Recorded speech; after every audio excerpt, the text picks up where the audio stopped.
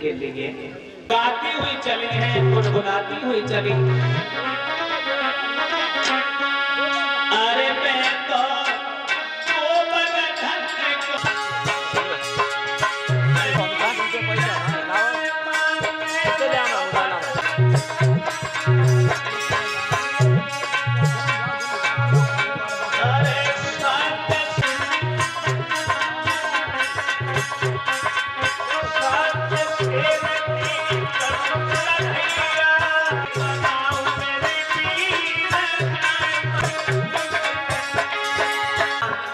इच्छा पूर्ण कर दे।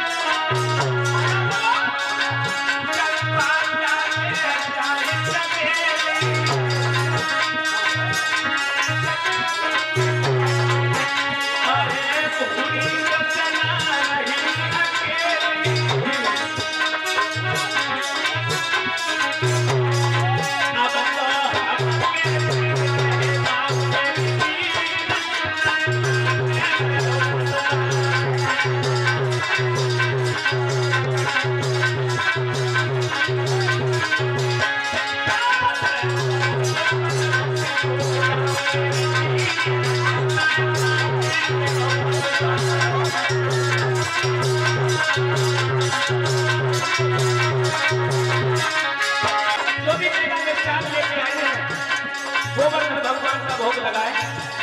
बात में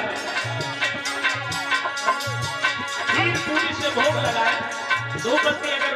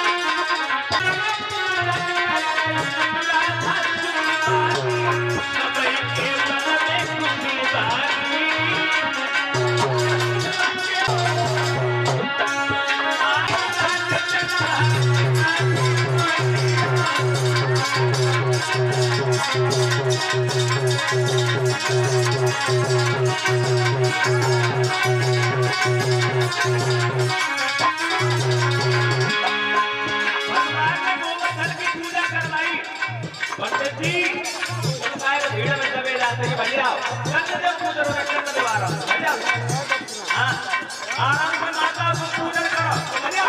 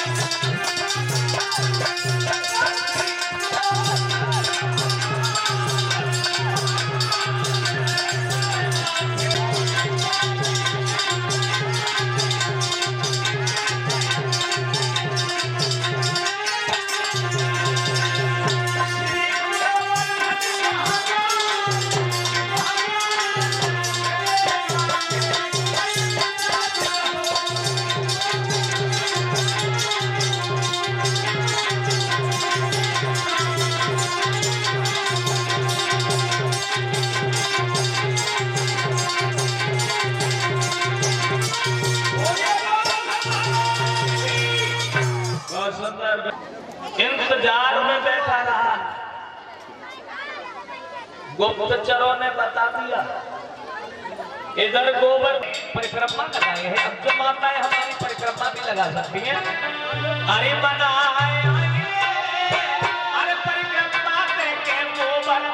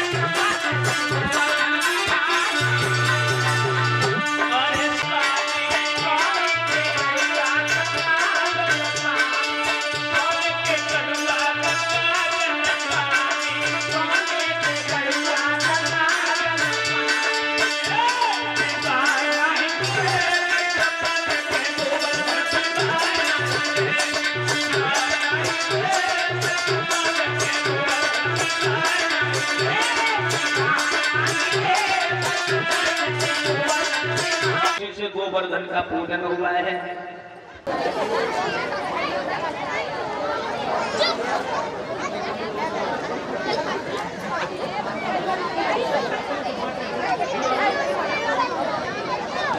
कलश भरने वाली महिलाएं वर्षा की जाए, इतनी तेज जल की वर्षा की जाए जो ब्रज का नाम और निशान नहीं रहे, ब्रज डूब करके चला जाए। पीछे कुछ पानी बरसने लगा, ब्रज के ऊपर पानी वर्षा होने लगी है।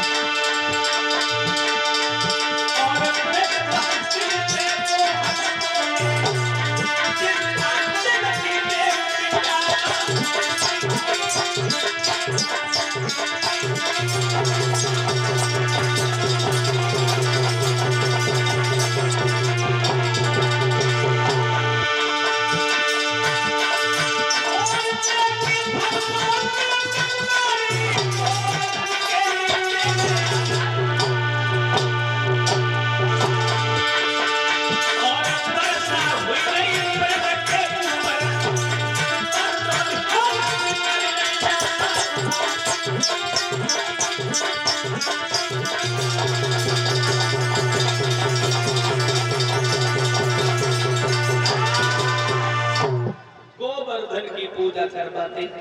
वर्षा हुई, 7 रात 7 दिन तक जल बरसता रहा। कन्हैया घबरा गए, ब्रजवासी दुखी हो गए। श्याम कहने लगे घबराओ नहीं, गोवर्धन रक्षा करेंगे। सबको साथ लेके गोवर्धन के नीचे आए। गोवर्धन को श्याम ने छोटी वाली उंगली पर धारण कर लिया। गोवर्धन के नीचे सभी को बुला लिया। 7 रात 7 दिन तक जल बरसता रहा,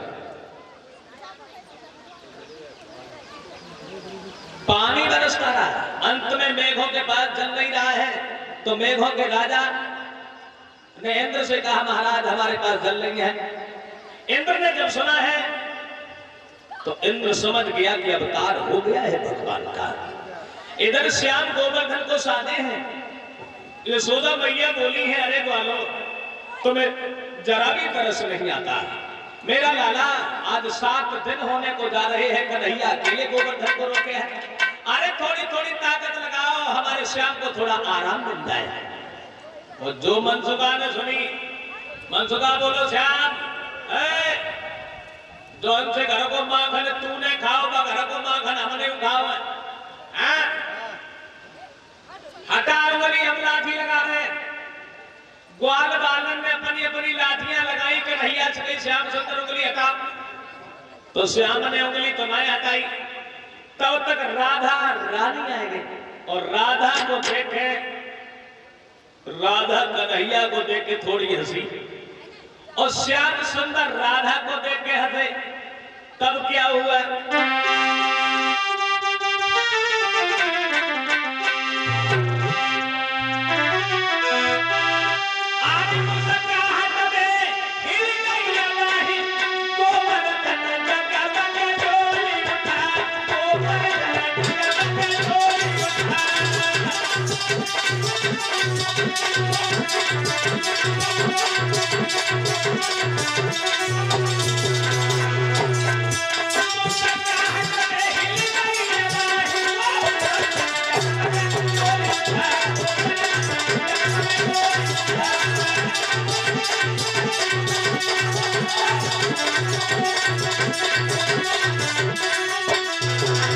सात रात 7 दिन तक जल बरसता रहा।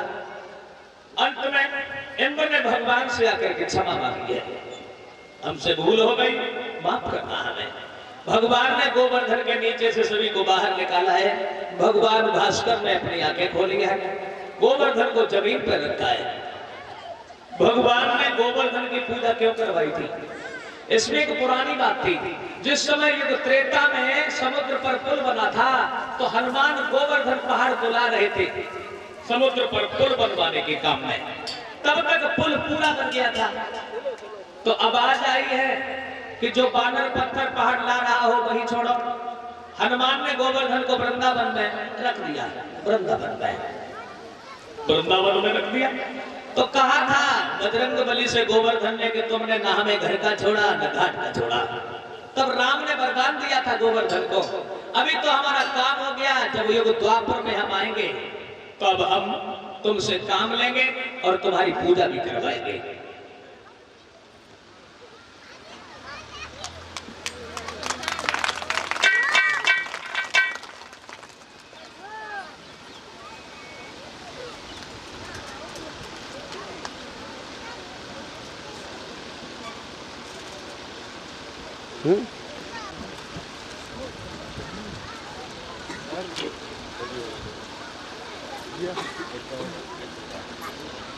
कहा था भगवान ने जब हम द्वापर में आएंगे तब तुमसे काम लेंगे और तुम्हारी पूजा भी करवाएंगे। इसलिए भगवान ने गोवर्धन की पूजा करवाई थी।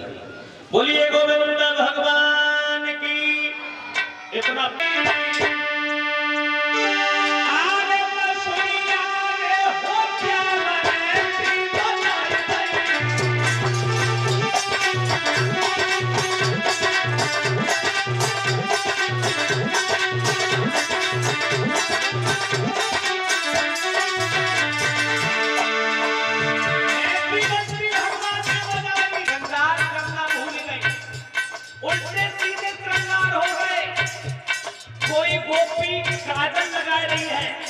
माने एक आंख में काजल लगाओ, दूसरी को ध्यान ही ना है, मजे ना है। कोई गोपी रोटी बना रही, माने एक हाथ में रोटी नहीं बैठी घड़ी बजी। और कोई गोपी अपने लालना को पालना में सुलारा पला में डालो, माने ध्यान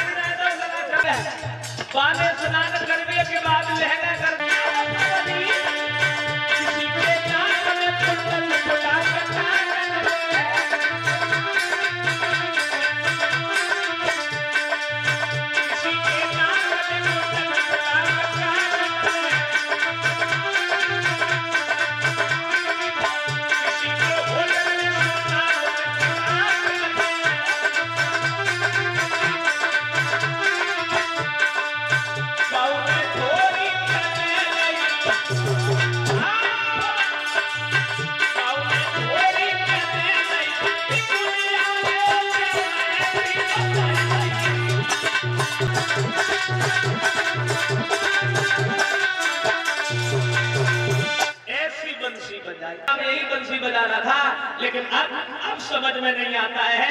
अरे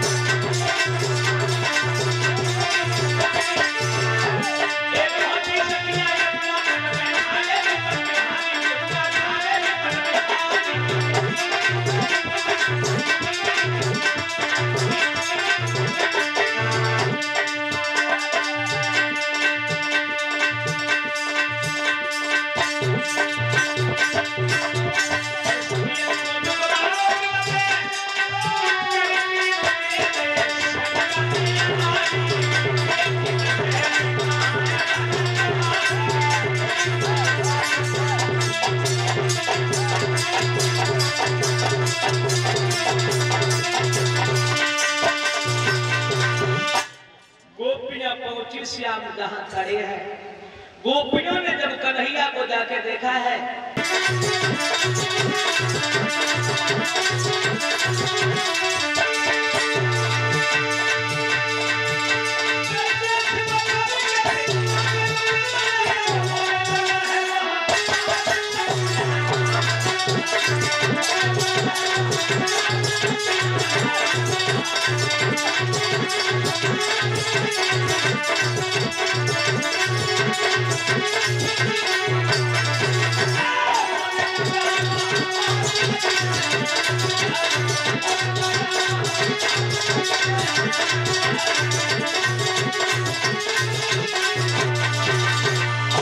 महाराज का खेल शुरू हुआ।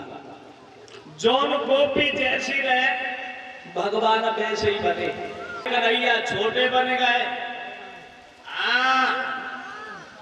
जो गोपी मोटी रहे बाकी मोटे बने।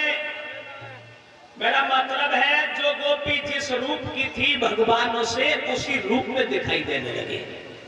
किसी भी गोपी ने ये नहीं समझ पाया कि कृष्ण हमारे पास में नहीं है। हर गोपी के पास श्याम नजर आए। जितनी गोपियां थी उतने रूप धारण किए भगवान ने। भगवान ने गोपियों को उसी रूप में दिए, दर्शन दिए जैसी गोपियां थी। मनु महाराज ने दर्शाया है अपनी पुस्तक में लड़का और लड़की के बारे में। उन्होंने ये दर्शाया है कि लड़की जैसी हो उसे वैसा ही वर ढूंढ देना चाहिए। यदि लड़की पढ़ी लिखी है तो लड़का भी पढ़ा लिखा ढूंढ दो उसके लिए। लड़की समझदार है तो लड़का भी समझदार ढूंढो। लड़की गोरी है तो लड़का भी गोरा ढूंढो। और भगवान के दया दिखाओ घर में बैठी हुई हकली हो हकली मिल जाए फिर देखो कैसे आंगन लग जाए।